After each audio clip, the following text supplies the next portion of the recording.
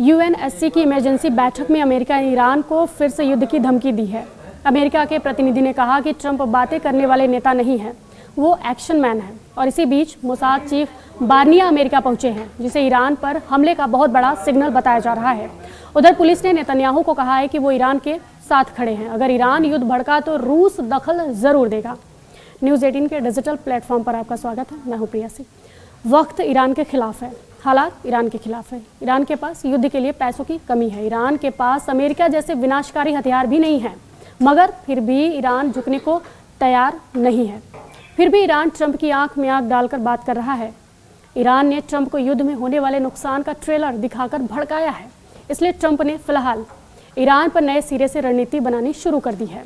President Trump की favourite प्रवक्ता Karoline Leavitt ने जानकारी दी है कि अभी अमेरिका ने सारे ऑप्शन खोल रखे हैं। मतलब अमेरिका ने ईरान पर युद्ध का प्रेशर पहले से बढ़ा दिया है। ट्रंप ने ईरान को 4 ऑप्शन दिए हैं, उनमें एक युद्ध का है, बाकी 3 क्या है उन्हें भी जानेंगे, आपको समझाएंगे। लेकिन उससे पहले ये जान लीजिए कि ईरान बैकफुट पर है। ईरान ने ट्रंप को खुश करने के लिए ठोस कदम उठाने शुरू कर दिए हैं। व्हाइट हाउस ने दावा किया है कि ट्रंप की धमकी से डरकर ईरान ने 800 लोगों की फांसी को टाल दिया है। ईरान पूरी कोशिश कर रहा है कि ट्रंप का गुस्सा किसी भी तरह से शांत किया जाए, लेकिन सुपर पावर है कि गियर बदलता जा रहा है सुपर पावर का। अमेरिका के जंगी हथियार ईरान की तरफ तेजी से बढ़ रहे हैं। न्यूयॉर्क टाइम्स ने अपनी एक रिपोर्ट में बताया है कि ट्रंप को ईरान पर फिलहाल हमला नहीं करने का सुझाव पीएम नेतन्याहू ने दिया है। इजरायल के पीएम और ट्रंप के बीच हुई फोन पर बातचीत की पुष्टि व्हाइट हाउस ने भी कर दी है। नेतन्याहू ट्रंप की हॉटलाइन पर हुई बातचीत का पूरा ब्यौरा, लेकिन जो बातें पुख्ता तौर पर बताई जा रही है वो ये है कि इजरायल ईरान से सीधे युद्ध के लिए तैयार बिल्कुल भी नहीं है। इजरायल का जून 2025 में ईरान से हुए युद्ध में भी भारी नुकसान झेल चुका है इजरायल। तब ईरान ने हजारों मिसाइलों से इजरायल को दहला दिया था। हालांकि अमेरिका और खाड़ी देशों ने मिलकर ईरान की मिसाइलों की मार से इजरायल को बचाने की पूरी कोशिश की थी, लेकिन इस बार ईरान ने धमकी दी है कि अगर अमेरिका ने उस पर हमला किया तो इजरायल को मिसाइल धमाकों से बर्बाद कर डालेगा। इसलिए इजरायल अभी भी अपनी तैयारी करना चाहता है, क्योंकि ईरान पर अमेरिका के हमले के विरोध में खाड़ी के 4 मजबूत देश भी खुलकर सामने आए हैं। वहीं ईरान अमेरिका वॉर टेंशन के बीच इजरायल पर एटमी टेस्ट करने का शक भी जताया जा रहा है। इसके पीछे इजरायल के नेगेव रेगिस्तान में 15 जनवरी को सुबह 9 बजे आया भूकंप माना जा रहा है। ये वही इलाका है जिसे इजरायल के सीक्रेट एटमी साइट कहा जाता है। नेगेव डेजर्ट में 4.2 तीव्रता के भूकंप से जब धरती डोली तो उसका असर 100 किलोमीटर दूर तक महसूस किया गया। हालांकि आधिकारिक तौर पर एटमी टेस्ट का आशंका किसी ने नहीं जताई है, क्योंकि इस इलाके में ऐसे भूकंप आए दिन आते रहते हैं। हालांकि इजरायल ने ईरान के खिलाफ अपना स्टैंड बदला नहीं है। ईरान को कमज़ोर करने के लिए नेतन्याहू ने प्रेसिडेंट पुतिन से बात की है। पुतिन पहले दिन से ईरान के साथ खड़े हैं, उनके सपोर्ट में खड़े हैं। उन्होंने ट्रंप को ईरान पर हमला करने को भयानक भूल कह रखा है। प्रेसिडेंट पुतिन ने नेतन्याहू से पहले ईरान के राष्ट्रपति पेजेश्कियान से भी फ़ोन पर बात की है। अब इजरायल जिसे स्टाइल के लिए कुख्यात है, वो उससे अलग रुख अपनाए हुए हैं।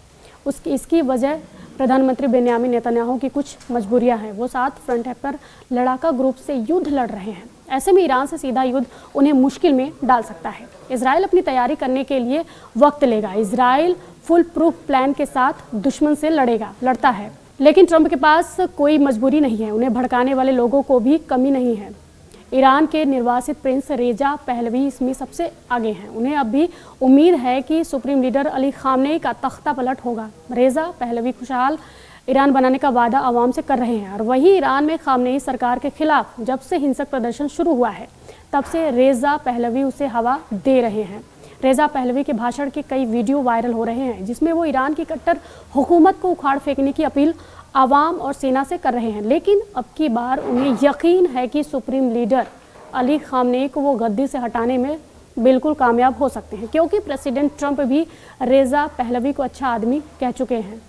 ट्रंप के तेवर बता रहे हैं कि वो ईरान में बदलाव चाहते हैं। उन्हें ईरान के धर्मगुरुओं की सरकार पसंद नहीं है। प्रदर्शन और हिंसा तो सिर्फ एक बहाना है महज। ट्रंप जब पहली बार अमेरिका के राष्ट्रपति बने थे तब से वो ईरान से खफा हैं।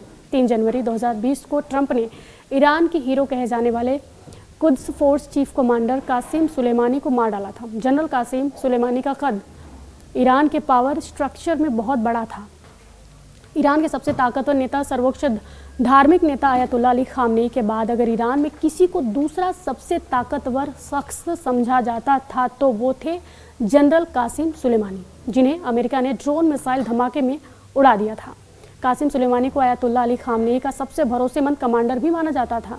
सुलेमानी के बाद अब ट्रंप की आंख की किरकिरी बने हुए हैं supreme leader Ali Khamenei. Khamenei ने अगर ट्रंप से टकराने की जरूरत दिखाई तो क्या होगा, उसे अमेरिका ने संयुक्त राष्ट्र सुरक्षा परिषद की इमरजेंसी मीटिंग में बता दिया है। और अब बात करते हैं मैन ऑफ एक्शन ट्रंप के पास ईरान को दहलाने वाले टॉप सीक्रेट प्लान की।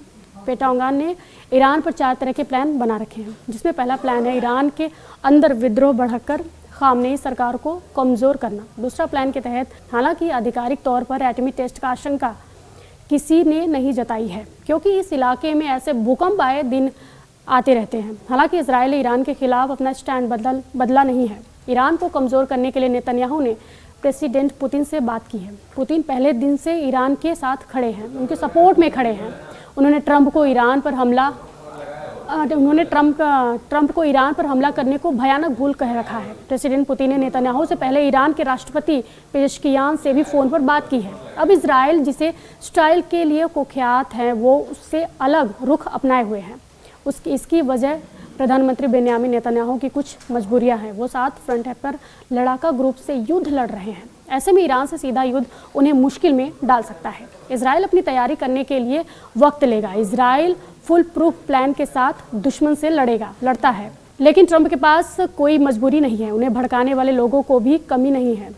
ईरान के निर्वासित प्रिंस रेजा पहलवी इसमें सबसे आगे हैं। उन्हें अब भी उम्मीद है कि सुप्रीम लीडर अली खामनेई का तख्ता पलट होगा। रेजा पहलवी खुशहाल ईरान बनाने का वादा आवाम से कर रहे हैं, और वहीं ईरान में खामनेई सरकार के खिलाफ जब से हिंसक प्रदर्शन शुरू हुआ है, तब से रेजा पहलवी उसे हवा दे रहे हैं।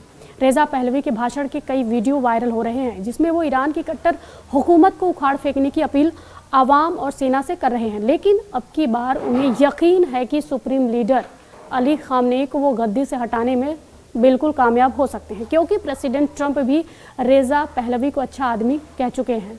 ट्रंप के तेवर बता रहे हैं कि वो ईरान में दूसरे प्लान के तहत सुपर पावर अमेरिका ईरान पर समुद्री रास्ते से हमला कर सकती है, जिसके लिए यूएस नेवी का जंगी बेड़ा USS अब्राहम लिंकन ईरान की तरफ बढ़ रहा है। तीसरा प्लान है ईरान के धर्मगुरुओं का तख्ता पलटकर रेजा शाह पहलवी की ताजपोशी की जाए, लेकिन उसके आसार तब बनेंगे जब ईरान की सेना सरेंडर करेगी। अगर कोई प्लान कामयाब नहीं होता तो फिर ट्रंप के पास आखिरी विकल्प ईरान पर परमाणु हथियारों से हमला करना बचेगा। परमाणु युद्ध मतलब सर्वनाश, जिसमें अमेरिका के लिए जोखिम की मात्रा बहुत ज़्यादा बढ़ जाएगी, क्योंकि रूस, चीन और मुस्लिम देशों का संगठन ईरान के लिए आवाज़ बुलंद कर रहे हैं। एटमी हमला हुआ तो सारी हदें पार हो जाएंगी और महाशक्तियों के 2 ग्रुप आपस में युद्ध में उलझ जाएंगे। उम्मीद करिए कि ऐसी नौबत ना आए, क्योंकि ऐसा युद्ध पूरी धरती को खतरे में डाल सकता है। इस वीडियो पर आपकी क्या प्रतिक्रिया है, हमें कमेंट बॉक्स में ज़रूर बताएं। फॉलो कीजिए न्यूज़ 18।